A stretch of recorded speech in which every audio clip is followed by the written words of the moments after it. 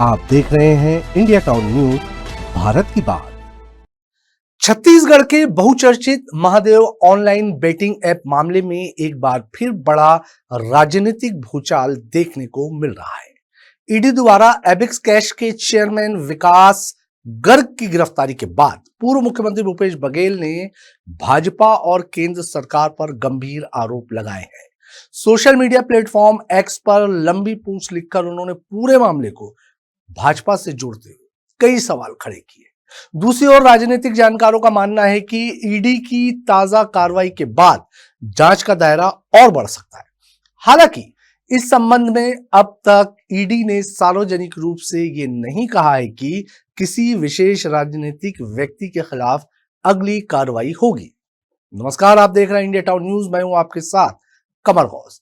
इन्हीं सभी सवालों का जवाब लेकर हम आपके लिए लेकर आए हैं ये खास रिपोर्ट।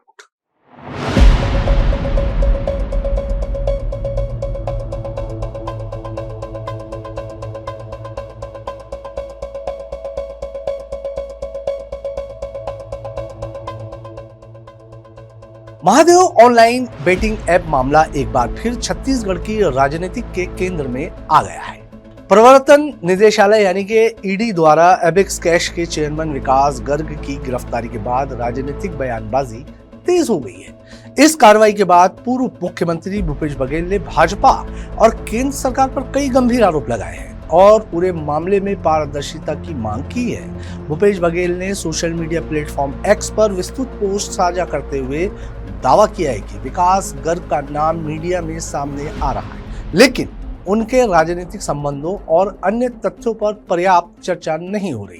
उन्होंने आरोप लगाया कि विकास गर्ग भाजपा दिल्ली के आर्थिक प्रकोष्ठ के चेयरमैन तथा भाजपा के पूर्व विधायक नंदकिशोर गर्ग के पुत्र हैं। पूर्व मुख्यमंत्री ने कहा कि ईडी ने विकास गर्ग को कथित तौर पर 1200 करोड़ रुपए से अधिक के वित्तीय लेन देन से जुड़े मामले में गिरफ्तार किया है। उन्होंने ये भी कहा कि विकास गर्ग और उनसे जुड़ी कंपनियों की 900 करोड़ रुपए से अधिक की संपत्ति भी जब्त की जा चुकी है। भूपेश बघेल ने आरोप लगाया है कि महादेव ऑनलाइन बेटिंग ऐप को भाजपा के शीर्ष नेताओं का संरक्षण प्राप्त था। उनका दावा है कि कथित आर्थिक लेन देन को लेकर आंतरिक विवाद सामने आने के बाद ही जांच एजेंसी ने कार्रवाई की। उन्होंने ये भी आरोप लगाया कि विकास गर्ग कथित तौर पर महादेव ऐप से हर महीने लगभग 450 करोड़ रुपए की कमाई कर रहे थे। हालांकि ये उल्लेख करना आवश्यक है कि इन आरोपों के समर्थन में भूपेश बघेल ने अपनी पोस्ट के साथ कोई सार्वजनिक दस्तावेज या प्रत्यक्ष साक्ष्य साझा नहीं किए।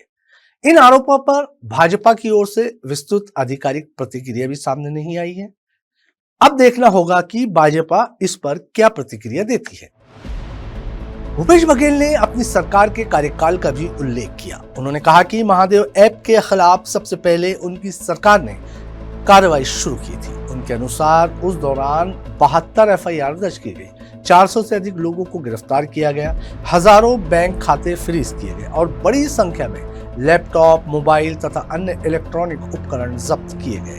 उन्होंने ये भी कहा कि उनकी सरकार ने गूगल को पत्र लिखकर महादेव ऐप को प्ले स्टोर से हटाने की मांग की थी। इसके अलावा ऐप के संचालकों के खिलाफ लुकआउट सर्कुलर जारी करने के लिए केंद्र सरकार के गृह मंत्रालय को भी पत्र भेजा गया था। पूर्व मुख्यमंत्री ने आरोप लगाया कि उनकी सरकार द्वारा की गई इन कार्रवाइयों के बावजूद भाजपा ने कांग्रेस सरकार को ही कटघरे में खड़ा किया और उसकी छवि खराब करने का प्रयास किया।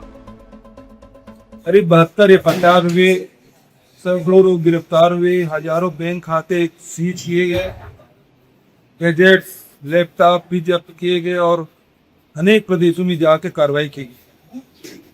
तब केंद्र में बैठे हुए सरकार ने हम लोगों पर आरोप लगाया कि महादेव सत्ता पर को संरक्षण देने का काम। और अब जो खबर आई है, भारतीय जनता पार्टी दिल्ली इकाई के इकोनॉमिक फेयर के जो चेयरमैन है विकास गर्ग, वो पकड़ा गया है महादेव ऐप में और 904 करोड़ के संपत्ति जब्त की गई। ये इशारा कर रहा है कि हम लोग बार बार कहते थे कि महादेव एक बंद क्यों नहीं हो रहा, क्योंकि इसे रेप बंद करने की जिम्मेदारी भारत सरकार की है। भारत सरकार के पास अधिकार है, लेकिन उन्होंने कोई कार्रवाई नहीं की। अब कारण समझ आ रहा है कि उन्हीं के लोग शामिल हैं। मैं तो ये मांग करूंगा कि नवनीत सहगल जो है और हिरेन जोशी जो पीएमओ में बड़े ताकतवर अधिकारी हुआ करते थे, जिसके व्हाट्सएप संदेश से हेडलाइन तय होता था, आजकल वो कहाँ है? उनकी भी जांच क्यों नहीं करती सरकार? यदि उन तक क्यों नहीं, उनकी भी जांच होनी चाहिए, हम मांग करते हैं। जो विदेशों में बैठे हुए हैं, छत्तीसगढ़ में हम सरकार में थे तो लुकआउट सर्कुलर जारी करने के मैं आग्रह किया था, लेकिन आज डबल इंजन की सरकार है, लेकिन वो भी आज तक के देश में लाए नहीं गए, वो अभी भी बाहर है। क्या कारण है कि महादेव सट्टा में भारत सरकार कार्रवाई नहीं कर रही, दबा क्यों रही? कितना भी दबाए, लेकिन विकास गर्ग जैसे आदमी पकड़े गए हैं। मेरी मांग है नवनीत सहगल और हिरेन जोशी की भी जांच हो। इससे पहले भी आपने जांच की मांग की है और ये जो लगातार तार छत्तीसगढ़ से भी जोड़े जा रहे थे, लेकिन उसमें कुछ अभी तक निकला नहीं है। चुनाव के पहले क्या मंशा सरकार की रही होगी, भारतीय जनता पार्टी की रही होगी कि छत्तीसगढ़ से इसके तार जोड़ने की कोशिश की जा रही थी? देखिए, एक सामाजिक बुराई है, इसके कारण से पूरे हमारे जो युवा हैं उसमें बर्बाद हो रहे हैं, पूरा परिवार बर्बाद हो रहा है, तो इसको ध्यान में रखते हुए कार्रवाई की। पोस्ट के अंत में भूपेश बघेल ने केंद्र सरकार से कई सवाल पूछे। उन्होंने पूछा कि यदि महादेव ऑनलाइन बेटिंग ऐप के खिलाफ जांच लगातार चल रही है तो अब तक इस पूरे नेटवर्क पर पूर्ण कार्रवाई क्यों नहीं हो सकी। उन्होंने ये भी सवाल उठाए कि कथित ऑपरेटरों को विदेशों से भारत वापस क्यों नहीं लाया गया।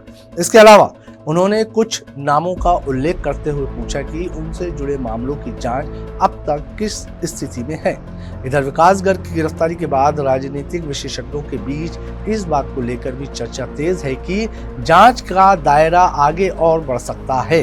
हालांकि इस संबंध में फिलहाल केवल अटकलें लगाई जा रही है। ईडी ने अब तक आधिकारिक रूप से ये नहीं कहा कि पूर्व मुख्यमंत्री भूपेश बघेल या किसी अन्य विशेष राजनीतिक व्यक्ति के खिलाफ अगली कार्रवाई तय है। इसलिए इस स्तर पर किसी संभावित गिरफ्तारी या कार्रवाई का दावा करना उचित नहीं होगा। महादेव बेटिंग ऐप मामला लंबे समय से देश के सबसे चर्चित आर्थिक अपराध जांचों में शामिल रहा है। इस मामले में ईडी और अन्य जांच एजेंसियां लगातार मनी लॉन्ड्रिंग, हवाला नेटवर्क और अवैध वित्तीय लेन देन की जांच कर रही है। समय समय पर कई गिरफ्तारियां, संपत्ति जब्ती और पूछताछ की कार्रवाई भी सामने आती रही है। राजनीतिक रूप से भी ये मामला लगातार विवादों में रहा है। भाजपा और कांग्रेस दोनों एक दूसरे पर आरोप लगाते रहे हैं।